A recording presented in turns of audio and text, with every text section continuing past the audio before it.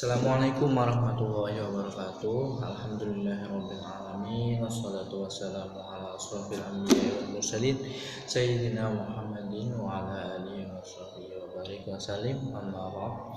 Yang terhormat Dr. Hadi Supratno selaku Rektor Universitas Hasyim Asy'ari, yang terhormat Bapak Dr. Gasminto selaku Dekan Fakultas Agama Islam, yang terhormat Bapak Umam selaku Kepala Prodi PAI, yang terhormat Ibu Laili Masrurah selaku Ibu DPA kami,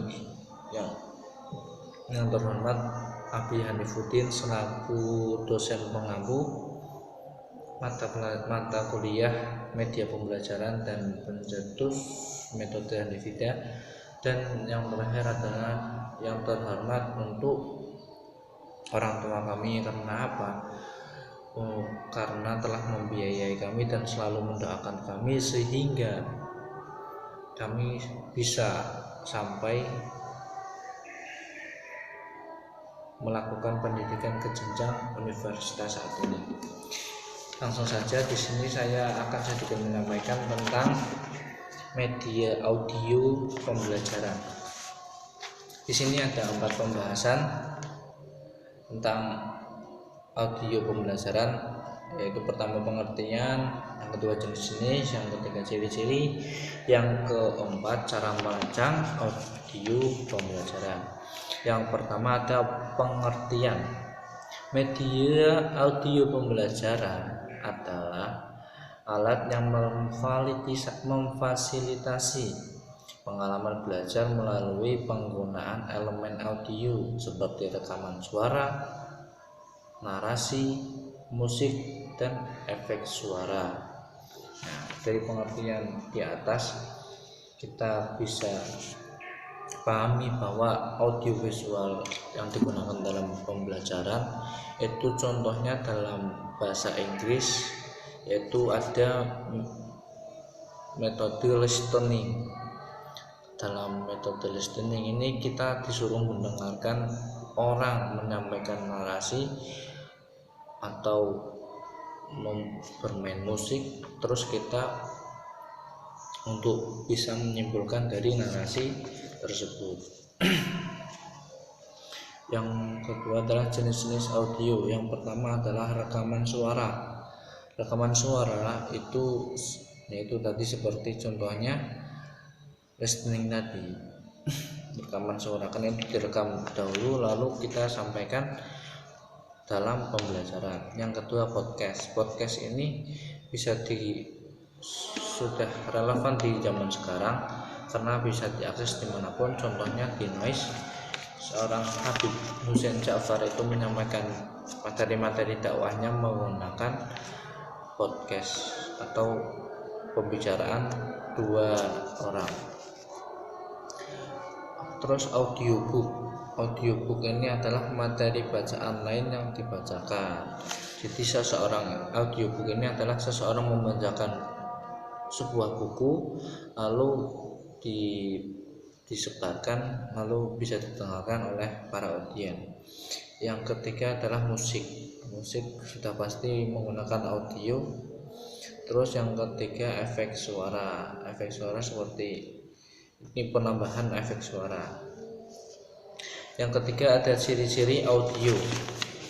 Ciri-ciri audio ada, yang pertama adalah portable, yaitu dapat diakses dan dinikmati kapan saja.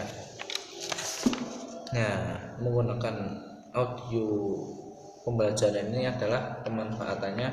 Yang pertama itu harus salah satunya untuk menggunakan audio adalah memiliki sarananya, yaitu apa? Yaitu entah rekamannya atau HP untuk merekamnya atau yang lainnya. Kalau tidak mempunyai ini ya tidak bisa. Setelah itu kita harus mempunyai internet. Setelah kita download pasti kita bisa mengakses dimanapun karena sudah di download. Terus yang kedua adalah interaktif. yaitu menyediakan pengalaman belajar. Yaitu sudah pasti audio ini adalah sebagai salah satu media yang variatif, yaitu karena bisa memberikan pengalaman belajar yang baru terhadap peserta didik. Fleksibel adalah yang tadi itu dapat diakses dimanapun. Yaitu yang keempat adalah memperkaya pengalaman belajar. Yang pastinya kita akan meninggalkan kesan terhadap peserta didik dengan menggunakan audio pembelajaran. Karena apa? Kita tidak monoton menggunakan metode ceramah saja, harus menggunakan berbagai macam metode untuk menyampaikan suatu pembelajaran, yaitu salah satunya dengan bantuan media pembelajaran audio. Yang terakhir adalah mudah digunakan, ya kan? Nah, itu adalah tadi fleksibel. Yang ketiga, yang terakhir atau merancang bahan ini media audiovisual adalah yang pertama identifikasi audien. Jadi audien yang akan mendengarkan audio yang akan kamu rekam itu audien yang seperti apa. Misalkan anak kecil itu jangan menggunakan bahasa yang terlalu ilmiah, yaitu menggunakan bahasa yang mudah dipahami. Misal di audien yang kamu tuju itu adalah mahasiswa, itu menggunakan kalimat-kalimat ilmiah tidak apa-apa, karena sudah saatnya sudah jenjangnya mereka untuk memahami bahasa-bahasa ilmiah. Yang kedua ada membuat skrip. Ya, pastinya membuat suatu audio itu harus menggunakan atau membuat skrip dulu, karena tidak spontan saja langsung membuat audionya, harus membuat skrip dulu. Yang ketiga ada pilih gaya narasi. Untuk menyampaikan audio itu seperti apa? Bisa menggunakan narasi seperti MC, bisa menggunakan MC juga ada macam-macam, ada MC acara formal dan acara non formal. Contoh acara non formal itu acara pembagian hadiah, itu non formal. Pasti kan menyampaikannya dengan menggebu-gebu atau menarik. Nah, atau dengan menggunakan narasi seperti pramugari atau pramugara atau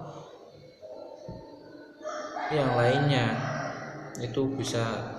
Nah, kita harus menentukan gaya narasi yang untuk menentukan gaya narasi yang pas untuk menyampaikan sebuah materi yang akan disampaikan. Yang terakhir ada tes dan revisi, yaitu setelah dibuat atau direkam itu harus dites dulu dan didengarkan dulu apakah sudah pantas untuk dipublikasikan.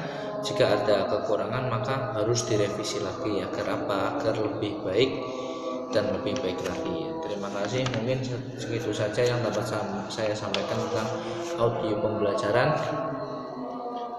Kurang lebihnya mohon maaf apabila ada salah kata atau salah penyampaian, mohon dimaafkan karena kami masih belajar. Wabillahi taufiq wal hidayah. Wassalamualaikum warahmatullahi wabarakatuh.